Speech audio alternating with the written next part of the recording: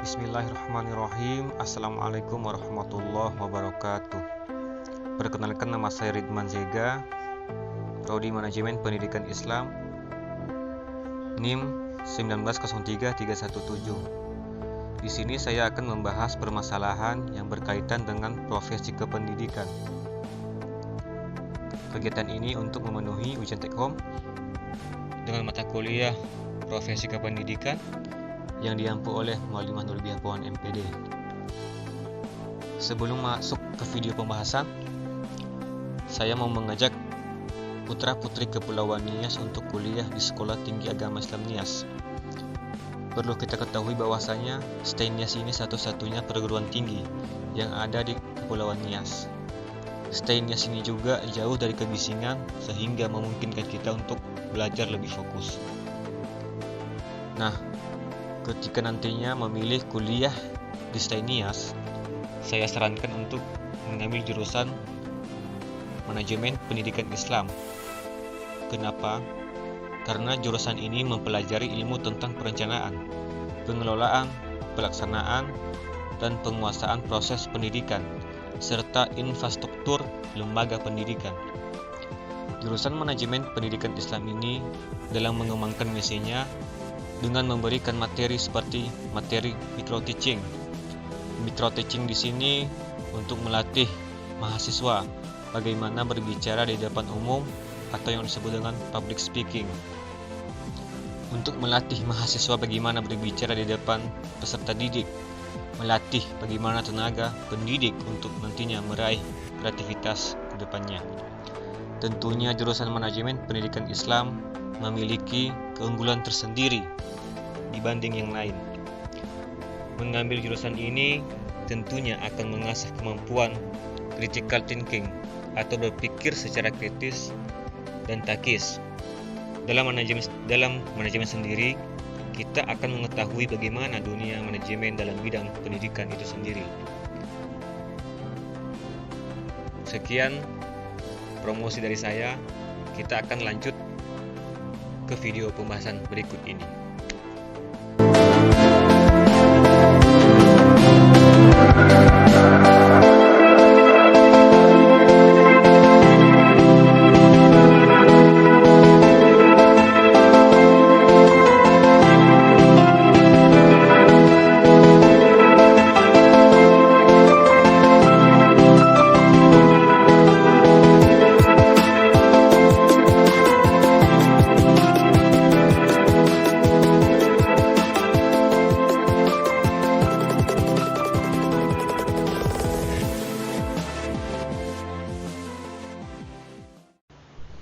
Topik permasalahan yang saya bahas kali ini adalah pengembangan profesional guru.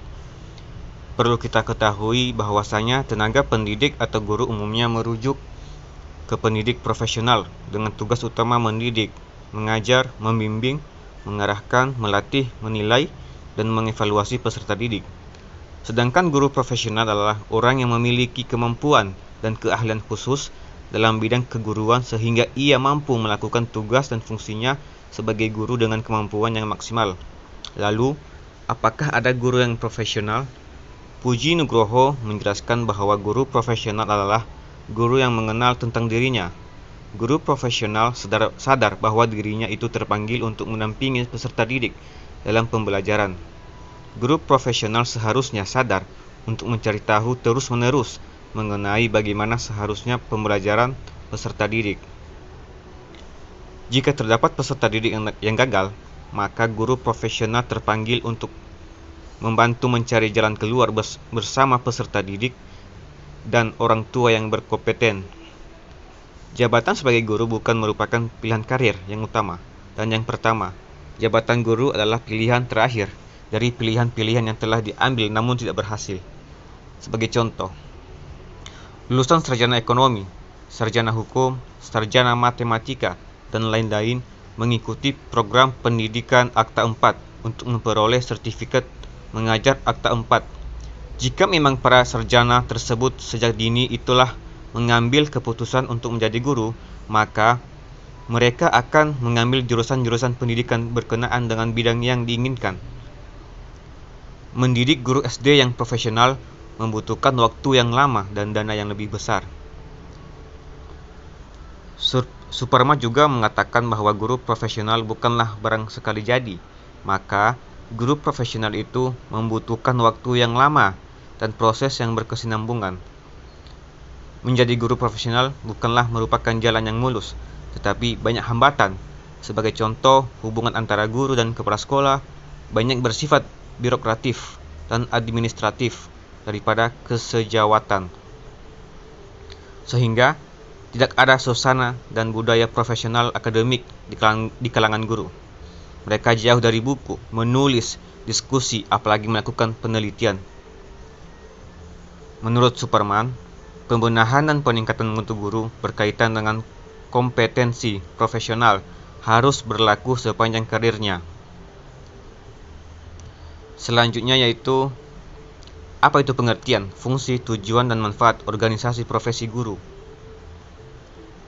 Perlu kita ketahui bahwasanya organisasi keprofesian guru terdiri dari 3 kata, yaitu organisasi, keprofesian, dan guru. Organisasi sendiri menurut Stoner adalah suatu pola hubungan-hubungan yang melalui orang-orang di bawah arahan manajer mengajar tujuan bersama. Sedangkan menurut James de Monnet, organisasi adalah bentuk setiap perserikatan manusia untuk mencapai tujuan bersama. Organisasi sendiri bukanlah hanya ketua, sekretaris, dan pengurus tertentu saja, tetapi semua anggota dengan seluruh pengurus dan segala perangkat dan alat-alat perlengkapannya. Semua anggota tersebut berkewajiban untuk membina organisasi tersebut. Profesi adalah jabatan atau pekerjaan seseorang yang menuntut keahlian yang didapat melalui proses pendidikan. Suatu profesi erat kaitannya dengan jabatan atau pekerjaan tertentu yang dengan sendirinya menuntut keahlian, pengetahuan, dan keterampilan tertentu pula. Guru adalah pendidik dengan tugas utamanya mendidik, mengajar, membimbing, melatih, dan mengevaluasi. Jabatan guru dikenal sebagai pekerjaan profesional, artinya jabatan ini memerlukan suatu keahlian khusus.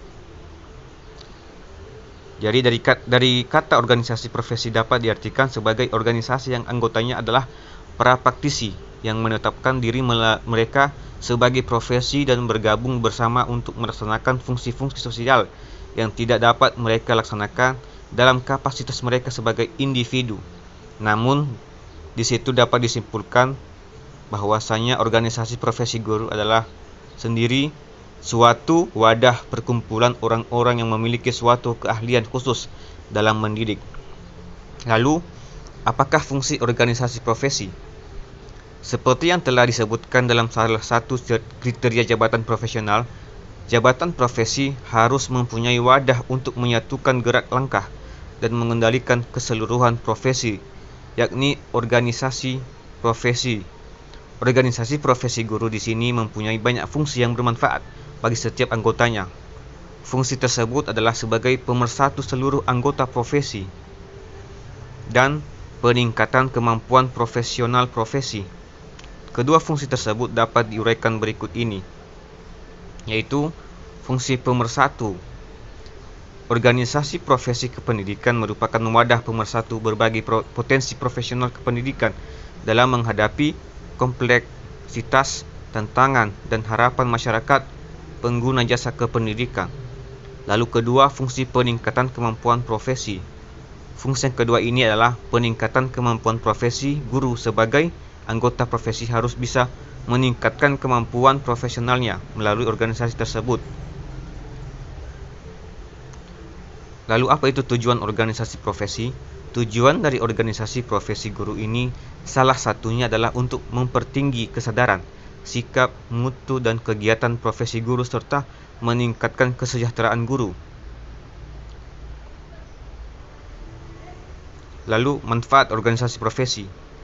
Di sini ada beberapa manfaat organisasi profesi guru, yaitu meningkatkan pertemuan antar guru yang mempunyai keahlian yang sama untuk saling mengenal.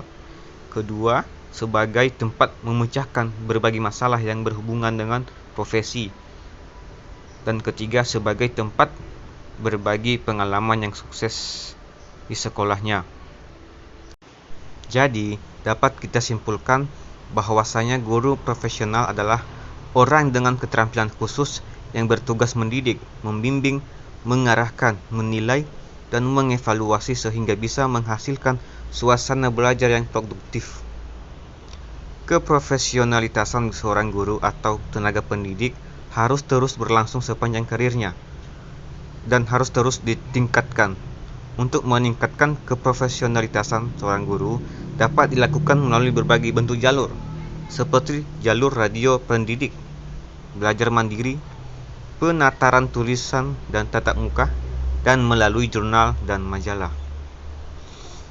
Dalam pembinaan dan pengembangan profesional guru, organisasi profesi sangat berperan penting, di mana organisasi profesi ini memberikan pelatihan dan pembinaan yang bertujuan untuk meningkatkan keprofesionalitasan guru.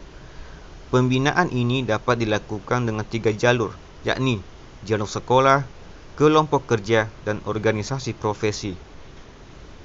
Mungkin itu saja yang bisa saya sampaikan. Kurang lebih mohon dimaafkan. Wabillahi taufiq wal hidayah. Wassalamualaikum warahmatullahi wabarakatuh.